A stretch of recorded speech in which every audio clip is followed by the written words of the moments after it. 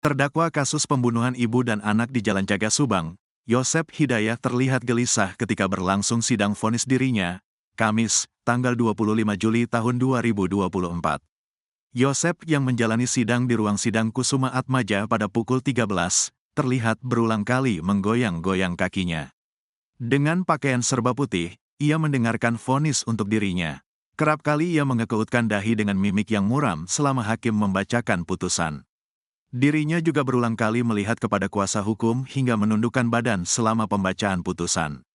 Diketahui, pembacaan putusan vonis terdakwa Yosep Hidayah dibacakan langsung oleh Ketua Majelis Hakim Pengadilan Negeri Subang, Ardi Wijayanto, yang juga menjabat sebagai Ketua Pengadilan Negeri Subang. Selama jalannya sidang, Yosep Hidayah sendiri terus menyimak dengan seksama pembacaan putusan oleh Ketua Majelis Hakim.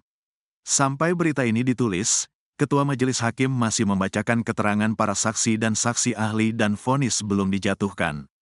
Termasuk membacakan keterangan saksi dan saksi ahli yang meringankan bagi terdakwa Yosep Hidayah. Seperti diketahui, terdakwa Yosep Hidayah terbukti melanggar pasal 340 Jo pasal 55 ayat 1 KUHP. Jaksa Penuntut Umum atau JPU menuntut terdakwa Yosep Hidayah dengan hukuman seumur hidup. Ini bisa segera diberikan hukuman ya, yang setimpal ya, atas perbuatan campur aduk ya, speechless sih. Jadi ada rasa gembira ada, sedih ada, kecewa ada, marah ada. Kasus Subang pada 18 Agustus 2021, yang menjadi korban ibu dan putrinya Tuti Suhartini dan Amalia Mustika Ratu akan memasuki babak baru. Pengadilan Negeri Subang akan membacakan putusan untuk terdakwa Yosep Hidayah. Sidang pembacaan vonis terhadap terdakwa kasus di Jalan Caga akan dimulai pada jam 1 siang hari ini. Sebelumnya, Jaksa Penuntut Umum telah membacakan tuntutan seumur hidup untuk Yosep Hidayah, terkait vonis yang akan dijatuhkan Majelis Hakim Pengadilan Negeri Subang terhadap terdakwa, putra sulung Yosep Hidayah yang juga putra dan kakak korban meminta terdakwa dihukum seberat-beratnya, begitu sadis dan menyakitkan. Harapan kami, vonis pelaku yang berat seperti hukuman mati sesuai pasal 340 KUHP. Kata kuasa hukumnya, Nanang Koim, hari ini. Selain itu, pihak keluarga korban juga meminta ketiga tersangka lainnya yang terlibat dalam kasus sadis tersebut, yakni Mimin beserta kedua putranya untuk segera ditahan. Kami juga meminta tersangka lainnya yang belum ditahan untuk segera ditahan, ujar Nanang. Siapa juga enggak sih?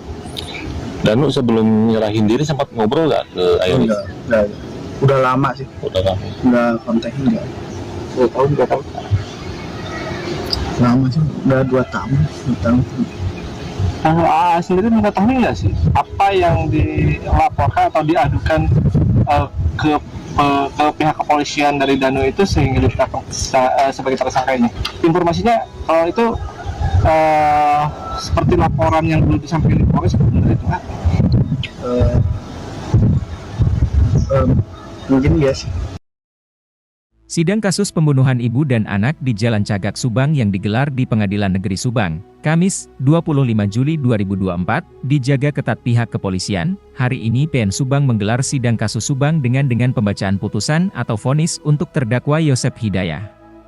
Berdasarkan pantauan di ruang sidang, pihak kepolisian dari unit Samapta menjaga ketat ruang sidang di segala penjuru demi mengantisipasi hal-hal yang tak diinginkan. Sidang pembacaan putusan sendiri digelar mulai pukul 13.10 dan dipenuhi pengunjung serta awak media. Pembacaan putusan vonis terdakwa Yosep Hidayah dibacakan langsung oleh Ketua Majelis Hakim Pengadilan Negeri Subang Ardi Wijayanto, yang juga menjabat sebagai Ketua Pengadilan Negeri Subang. Saat ini sidang pembacaan putusan atau vonis masih terus berlangsung. Suasana ruang sidang pun pantau kondusif dan tertib.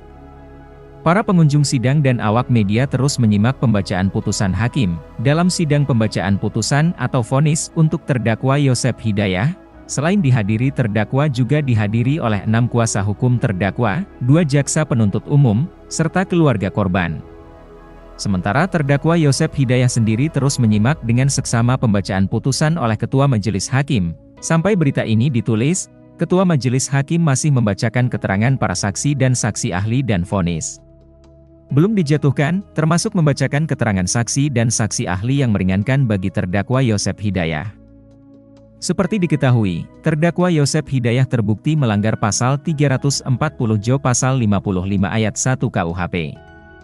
Jaksa Penuntut Umum atau JPU menuntut terdakwa Yosep Hidayah dengan hukuman seumur hidup. Yosep Hidayah yang merupakan salah satu terdakwa dalam kasus pembunuhan ibu dan anak di Subang, akan menjalani sidang vonis di Pengadilan Negeri Subang pada hari ini, Kamis, 25 Juli 2024. Yosep Hidayah tercatat akan menjalani sidang di ruang sidang Kusuma Atmaja pada pukul 13 waktu Indonesia Barat. Jadwal tersebut tercatat dengan nomor perkara 64 PID B 2024 PNSNG dalam jenis perkara pembunuhan. Sidang vonis itu pun akan menentukan nasib Yosep yang dianggap sebagai dalang kasus Subang yang terjadi di Jalan Cagak dan menewaskan ibu dan anak, Tuti Suhartini dan Amalia Mustika Ratu. Diketahui, tersangka Yosep Hidayah sendiri dituntut Jaksa Penuntut Umum, JPU, dengan hukuman seumur hidup dalam kasus tersebut. Sebelumnya, kuasa hukum Yosep, Rohman Hidayat, mengungkapkan bahwa ia akan menyerahkan sepenuhnya keputusan sidang kepada majelis hakim, terkait vonis untuk kliennya dalam kasus pembunuhan ibu dan anak di Jalan Cagak tersebut. Saya menyerahkan sepenuhnya keputusan kepada majelis hakim, ujar Rohman. Selama persidangan yang berlangsung lebih dari 20 kali tersebut, Rohman mengatakan, selaku kuasa hukum telah diberikan porsi yang luas untuk melakukan pembelaan, saya dan tim hukum lainnya sudah berusaha maksimal melakukan pembelaan terhadap terdakwa, mulai menghadirkan saksi yang meringankan hingga saksi ahli, kata Rohman. Namun, kata Rohman, pihaknya menggarisbawahi selama persidangan jaksa mengabaikan fakta-fakta di persidangan. Pihaknya juga menyoroti berkas tuntutan Jaksa Penuntut Umum terhadap kliennya yang hanya mengambil dari dokumen berita acara pemeriksaan, BAP, dan tidak berdasarkan fakta persidangan. Selain itu, jaksa yang bersidang berganti-ganti tanpa mencatat dan merekam. Saya menilai jaksa hanya memaksakan tuntutan, ucapnya. Namun begitu, Rohman meyakini bahwa hakim akan bersikap adil, terlebih sempat menegur jaksa yang di awal persidangan berjumlah 11 orang akan tetapi di akhir persidangan menjadi 1 orang. Saya optimistis, paling tidak hakim akan bebas tanpa tekanan mengambil putusan. Saya serahkan putusan ke majelis hakim, kata Rohman. Rohman menambahkan pihaknya menilai kasus tersebut terkesan dipaksakan dan tidak sesuai dengan fakta persidangan, sebab hingga saat ini 3 tersangka lainnya tidak ditahan selama 8 bulan. Dari awal dipaksakan, dari 5 tersangka, hanya terdakwa dan Danu yang ditahan, sementara yang 3 tersangka lainnya tidak, padahal mereka tersangka, ujarnya. Pantauan tribunjabar.id sekitar pukul 9 WIB, terlihat puluhan petugas kepolisian sudah bersiaga di PN Subang. Awak media pun terlihat sudah berdatangan untuk menunggu kehadiran Yosep di PN Subang. Kamera bang. Hari ini kita belum ada persiapan yang khusus ya. Betul? Persiapan yang khususnya tidak ada ya, karena memang terakhir ada duplik, tapi kita tidak mengajukan duplik karena kami masih tetap yakin bahwa apa yang kami sampaikan sudah tertuang semuanya dalam pledoi, jadi kami tidak menyampaikan duplik.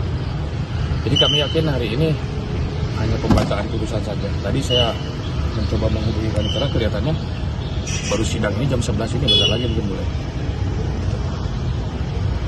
Menghadapi vonis yang akan dihadapi oleh klien abang, seperti apa sih bang? Sebenarnya kami tetap yakin dengan pledoi kami bahwa Pak Yosep tidak bersalah. Kalau masalah sudut pandang kami berbeda dengan jaksa itu kan karena memang profesi kami memang demikian.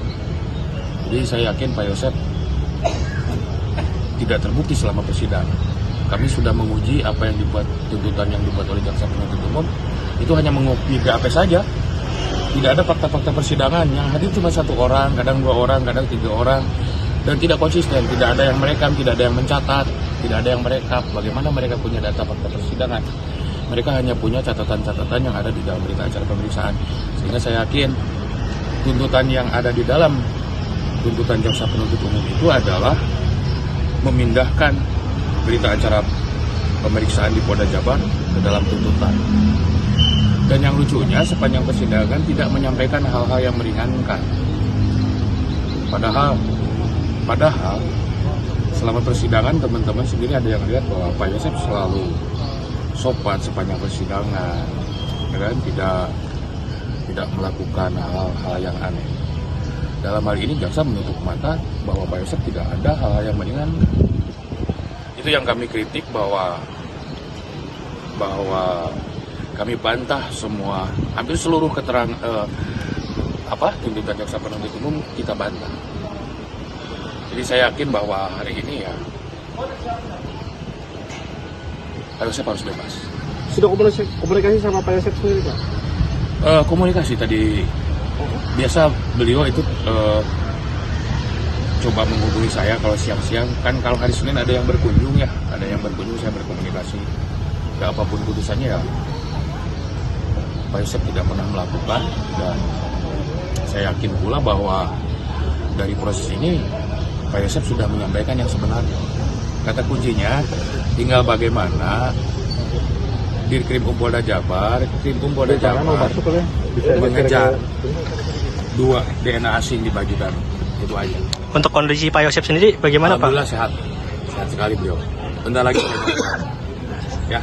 Oke, siap. Ya, nanti aja ya.